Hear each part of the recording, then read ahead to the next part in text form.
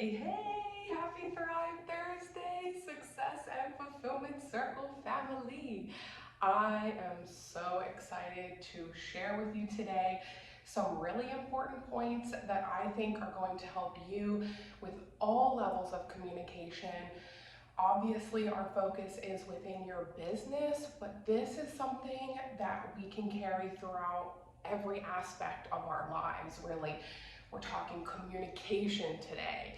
And specifically, I'm going to share with you these 5 tips that I have learned and really have been starting to have been incorporating into my life and business and different areas that I have found extremely helpful in all levels of communication with different personality types, different situations that we might be dealing with.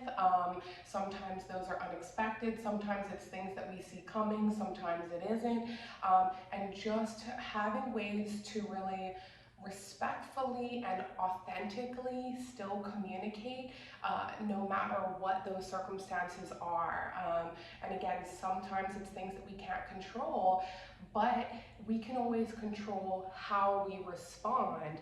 And I think keeping these 5 points that I'm going to share with you in mind and really working on practicing that is something that's going to help carry you through the next levels of your life and business. So let's go ahead and kick off the first of these 5 tips that I have for you for communication, for communicating, sorry. And the first one is to listen. So this might sound super, super simple, but I'm going to be honest with you.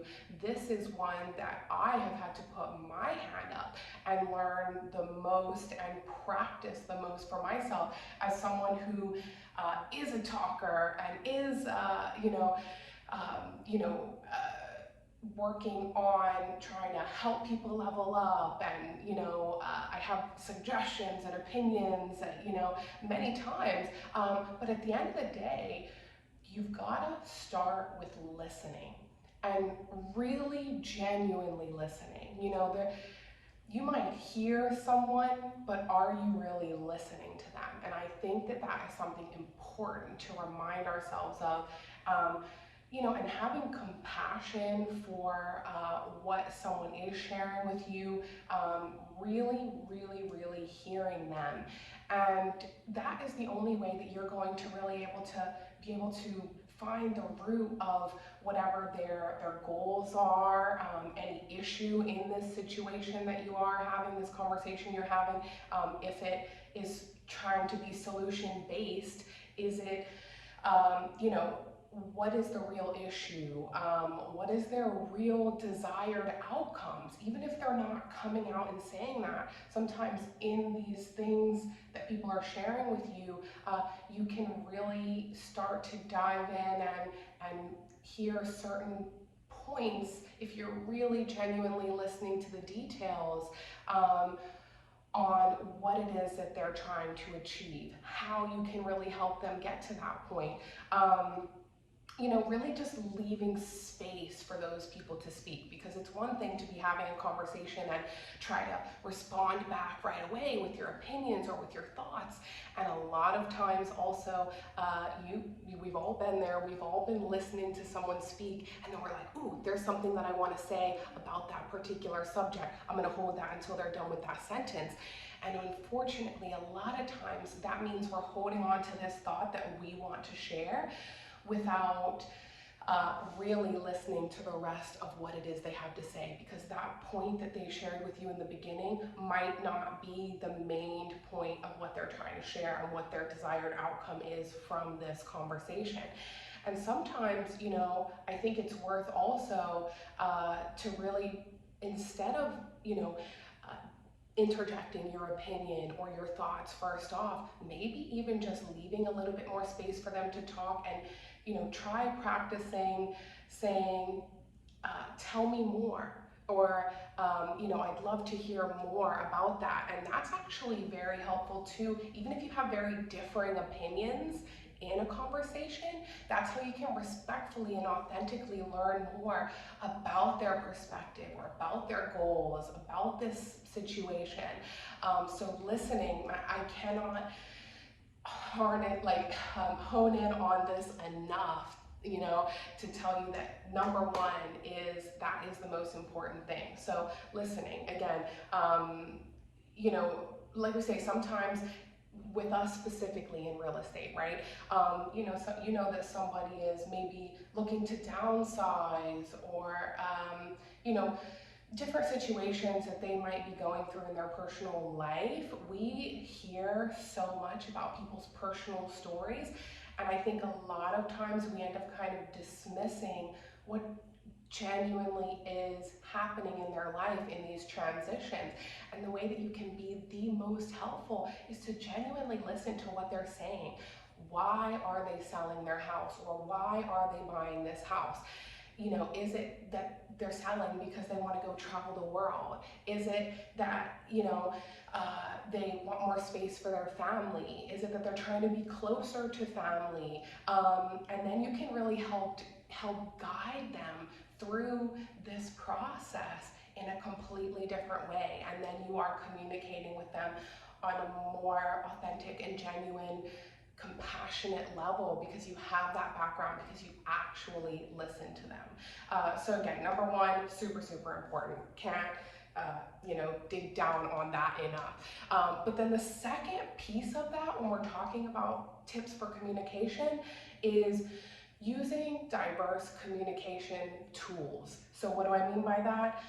Right now, in the workplace alone, there are 5 generations working in the workplace right now. So it's a very different time than it ever has been for needing diverse communication tools. So what I mean by that is you've really got to be able to reach everybody from the millennials that like that instant messaging communication, or maybe a quick video or a voice note, all the way over to our baby boomer generation that would much sometimes prefer you to pick up the phone and give them a phone call, or to meet them physically in person, and still offering that space in person for you to be able to meet, not to assume that everybody is okay with the same communication styles.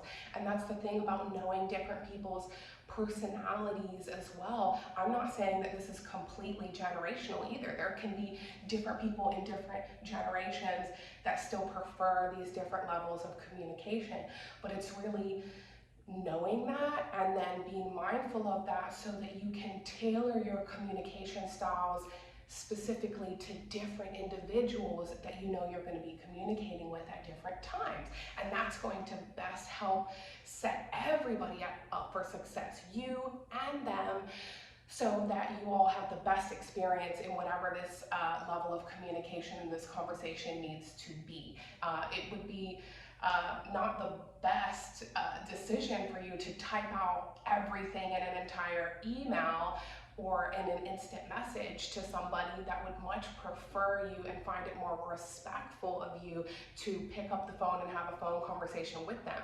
And then maybe that for yourself, tracking things via email or messages works best for you, also for maybe those follow-ups or making sure everybody's on the same page. But you got to know what level of communication to start with, and then it might be that let's follow up with a as per our conversation type of email, so that everybody's on the same page. And then this also is a good time, when we're talking about diverse communication tools and styles. I would be amiss if I didn't also recognize, just being mindful of different people's cultural differences and cultural preferences when it comes to these levels of communication and when to speak to people or not. I think it's also important to be mindful of people in your life, or your clients and customers and things as well, when we're speaking about business. Recognizing what times are appropriate or are not appropriate to be calling and having these conversations, because you would hate to be unknowingly offending somebody by calling them on a Saturday when they're in their religion, they are in church all day on Saturday, or likewise, maybe that's Sunday for them, or maybe that's Friday night for them. Or maybe you know that they are so busy in their day-to-day lives throughout the day that they would prefer you to call them in that 5 p.m. to 8 p.m. window or something like that in the evenings or weekends. So, just knowing those differences with the people that you're talking to, it's important to be mindful of that when you're communicating as well, especially when we're talking about, picking up the phone and giving somebody a call. Just wanting to make sure that you present your level of communication appropriately as well. And that really leads me into the third point when we're talking about these communication tips for being respectful and authentic. That tip number 3 is don't make assumptions, because many times we can make assumptions around what we think are people's preferred communication styles, or make assumptions around what it is that they want to talk about, what it is that we can help them with. Again, when we're looking at desired outcomes for different clients and customers, don't make assumptions that that's the same for everybody or the same for everybody in a specific demographic that you may have dealt with in the past. So remind yourself to ask questions, asking why someone is working towards these particular goals, or when, or again, just finding those appropriate questions to ask without making any actual assumptions, because that can be many times what we initially jump to, because we are trying to be efficient. We're not trying to ask people a bunch of unnecessary questions. But unfortunately, I think that that also causes us to make unnecessary assumptions a lot of times. And I would rather over communicate than under communicate. And I think that that is something that a lot of people really do appreciate. And we need to remind ourselves of that and have these conversations before we've gone too far with making assumptions and then we're completely not on the same page. And then that next step to that, my fourth point for tips for communicating, is don't take anything personally. This is something, again, I've had to learn over time, and a lot of us do have to learn over time. But we need to see all situations and people objectively. We need to know that these conversations that we're having with people, people are only able to show up in a way that of whatever they are going through right now in this moment. And you're not always going to know, and someone's not always going to be able to be in a place to communicate with you things that might be going on in their lives. And I know we hear this and we talk about this a lot. Again, it goes back to the don't make assumptions type of thing. Even if people show up with a smile on their face, you just don't know sometimes what it is that might be triggering a particular conversation, or like why someone is so fired up and upset when a deal falls through and they're trying to blame and complain in areas that you just don't understand, and you're trying to be compassionate, but you're also just really not seeing why this is triggering them so much. You might not always be able to get to the root of that, and at the end of the day, that's okay. But again, that goes back to us listening as well as we can and trying to really get to the root of what's happening so that we can try to help as best as we can, trying to help guide through these conversations, especially when we're talking about in our business. Like I said, you're not always going to know behind the scenes what it is that people are dealing with, but not taking it personally is so important, because if we start to take things personally, we'll say, well, why don't they understand the value of what I'm doing, or why don't they respect that I know what's best in my market. I've heard people say before, well, if they think that they're the expert in this, then they should just go do it themselves. They hired me because I'm the expert. Well, at the end of the day, that's not really the attitude that you can have to show up when you're talking to someone and you want them to be able to be open and communicate with you. Yes, like I've said before, we need to know how to educate our clients and customers on why we are sharing this certain data, or why we do feel like that, this is where things should be priced, or why we're getting this specific feedback, or things like that. But we have to be compassionate without taking things personally, and unfortunately that does mean sometimes letting things roll off of our shoulders, and people will go back and appreciate how you handled those situations and those conversations respectfully, later down the road. You may not always get that, I almost want to say like that apology sometimes. I've got to be, being somebody who had previously worked in the hotel industry and front desk, and you deal with some pretty heated conversations sometimes. When I was a manager before at the front desk, I definitely remember dealing with some situations where you realize that things are very heated, and sometimes you feel like somebody just needed somebody to yell at in those situations. And I'm not saying that that's okay. It's not. You do have to have your boundaries, and that goes to a whole different level of protecting your peace and your energy and knowing what those boundaries are, which we talk a lot about.